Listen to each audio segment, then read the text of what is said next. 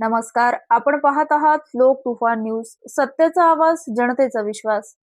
महावितरणाच्या कारभारावर ॲडव्होकेट महेश धन्नावत यांचा घणाघाती हल्ला, कायद्याचा धाक उरला नाही.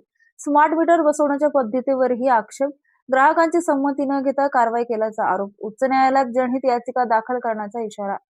जालना शहरासह जिल्ह्यात महावितरणाच्या कारभारावरून वीज ग्राहकांमध्ये नाराजी वाढत असताना ज्येष्ठ विधिज्ञ व सामाजिक कार्यकर्ते ॲडव्होकेट महेश धन्नावत यांनी महावितरणाच्या कार्यपद्धतीवर गंभीर प्रश्न उपस्थित केले आहेत.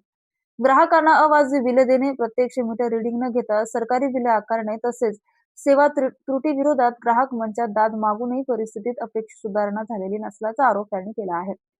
ॲडव्होकेट धन्नावत यांच्या म्हणण्यानुसार जालना येथील ग्राहक मंचाच्या महावितरणाच्या कारभाराविरोधात अनेक प्रकरणे दाखल झाली आहेत. काही प्रकरणांमध्ये चुकीची अथवा अवाजवी बिले, मीटर रिडिंग मधील त्रुटी आणि वीज कनेक्शन तोडल्यानंतरही बिलाचा तगादा लावल्याच्या तक्रारी करण्यात आल्या.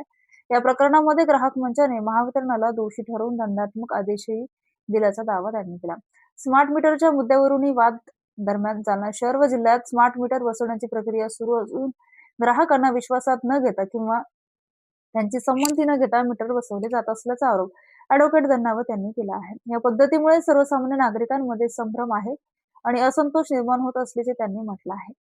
राज्याचे मुख्यमंत्री देवेंद्र फडणवीस यांच्याकडे ऊर्जा आणि कायदा ही दोन्ही खाते आहेत. असे असतानाही महावितरणाच्या कारभारात कायद्याचा धाक दिसत नाही. ग्राहक मंचाच्या आदेशानंतरही चुकीची बिले आणि ग्राहकांच्या तक्रारीचे प्रश्न कायम असल्याचे दिसून येते, असा आरोप ॲडव्होकेट धन्नावत यांनी केला. मनमानी थांबवा, अन्यथा उच्च न्यायालयात दाद मागणार.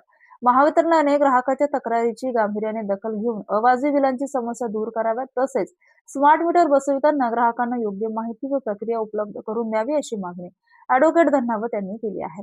महावितरणाचा कथित मनमानी कारभार तातडीने थांबवला नाही आणि ग्राहकांच्या तक्रारीचे निराकरण झाले नाही तर या प्रकरणी उच्च न्यायालयात जनहित याचिका दाखल करण्याचा इशाराही त्यांनी दिला आहे.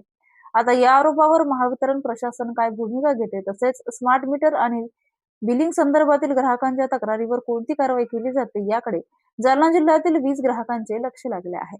लोक तुफान न्यूज, अशफाक पटेल.